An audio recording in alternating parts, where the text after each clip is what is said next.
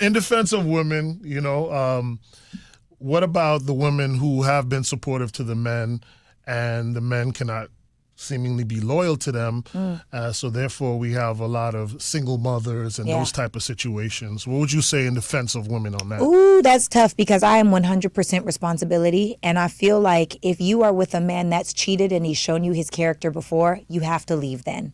Because although cheating can help some relationships, not mine, but it can help some relationships, and it can break some relationships. Like sometimes you need that reminder that, oh, I was being neglectful. Oh, I wasn't paying attention to my partner. Oh, I wasn't even having conversation. I wasn't making them feel seen, heard, or acknowledged in any type of capacity. Bam, they cheated. Oh, I need to get better.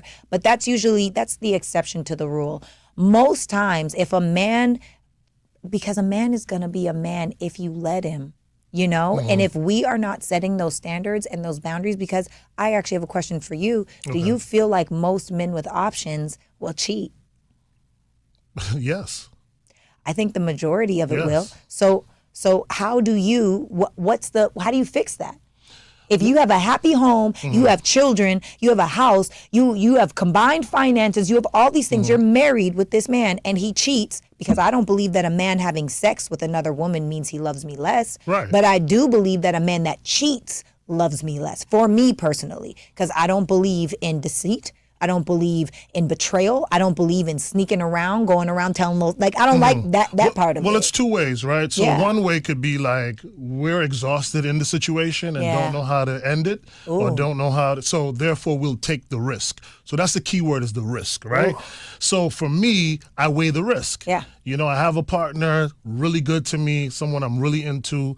Do I really want to mess this up for something that I know is not ultimately going to be worth it, right? Yeah. And that's that. But I think that also comes with maturity. Yeah. Because the 20-year-old me versus the 40-year-old me makes completely different decisions. And then you still have the 40-year-olds that are immature, that still act like the 20-year-olds or just got into money and wants to live something that they didn't have prior. So, but I would say, to answer your question, it's risk. Yeah. You know what I mean? Because I've been with somebody, not even in a sexual relationship, and haven't cheated. And I've been with somebody and been happy in a relationship and haven't cheated. And I've also... That's so good. Yeah. And it's cool. You know what I mean? It's cool because I just really weigh it. And if you really care about somebody, you don't want to do something that'll really hurt them, And I personally think cheating is weak. That doesn't make you a good person or a bad person. It's weak. Weak means to give way under pressure, right? You weighed out the risk. The risk crushed you, even though the risk was too high. So for me, I think that, honestly, if you really love your person and you know that this is going to completely erode, because this is what happens for a woman. We look at you different now, whether we say it or not. We don't trust you the same. We don't trust your leadership the same. We don't even really want to be touched by you the same. Now you put us into a space of insecurity. And a lot of the times men think that when I've come and I've told you the truth, I cheated, I got it off my chest. Well, for the man, okay, your journey is over, but our journey is just beginning. It's the journey of grief. It's the journey of grieving how I thought we were, of grieving second guessing yourself. Yeah, the perspective that I thought that we had, the way that we showed up for each other, the way that we loved and respected each other changes. And I do think that a lot of women, honestly, if a man cheats, and especially HIV is up, STDs are up, like that is a blatant disrespect for your lifehood, in my opinion. Right. So I think it's different if you decide to have a situation inside of your commitment. And I'm not saying I'm open to that either, but I'm much more open to that if you cheat, which is different from having sex with, that we talked about in agreement. Right. If you cheat, you got to leave, because for the people that are like me, because how do you respect a man that you can't trust? Yeah. It's impossible. That part.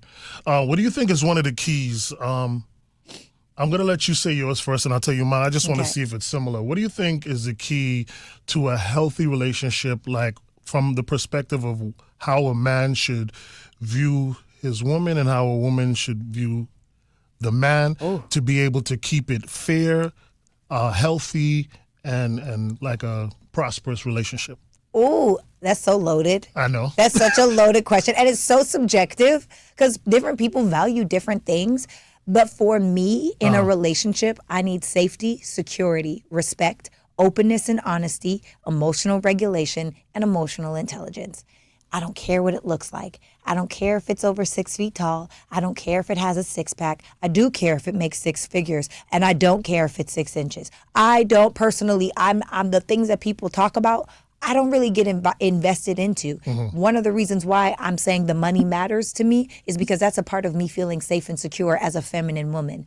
And a lot of the times you got to tell me what you think, because people try to villainize when women want to be with a man, which is hypergamy, right? We want a man that's at our level or higher.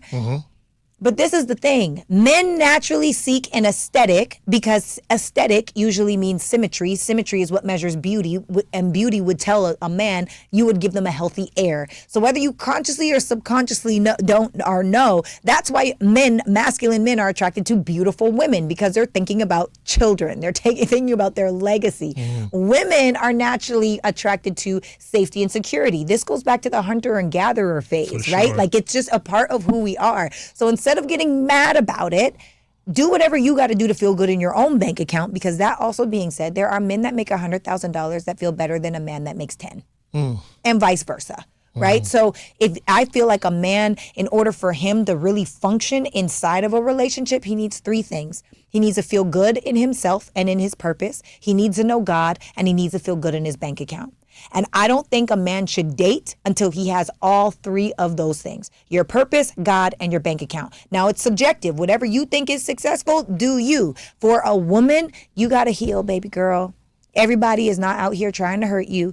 Just because you got to mind your tone. You have to be mindful of the volume that you have when you're speaking to a man. There are certain things that I feel like women have forgotten to be women. We have forgotten our place, to be honest, in my opinion. But what's your answer? Right. So mine is super basic. Oh. And you can tear it apart or find a connection with it. But my theory is, like, if I put you before myself, and you put me before yourself, and we're so focused on out-pleasing each other, to me it creates that level of balance. Once a person becomes selfish, so I'm pouring into you and you're pouring into your own self, that's where you get that unbalance. That's so good. To me, it's like I put you before me, you put me before you, and if we kind of focus on that, everything should pretty much work itself out. You outlove each other. Yes. I love that.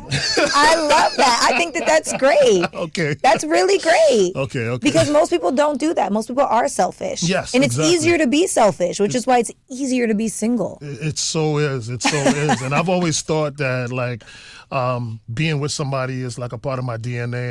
Maybe just growing up from Caribbean parents, I always just thought that's how it had to be. And the older I'm getting, is more I'm realizing, just having peace within myself, time for myself, and how healthy that is. And like, hey, if it's not a good fit, I don't have to force it. You know what I mean? And I can be by myself and wait, or just, help maturate something that I'm interested in before I actually take it to another level. I have a question. Sure.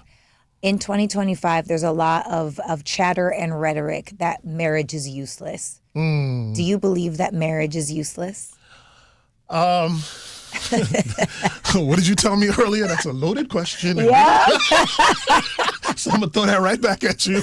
I would say this. I wouldn't say marriage is useless, but I would say I see a pattern, right? And it's probably mostly with the 6-figure men and stuff like that.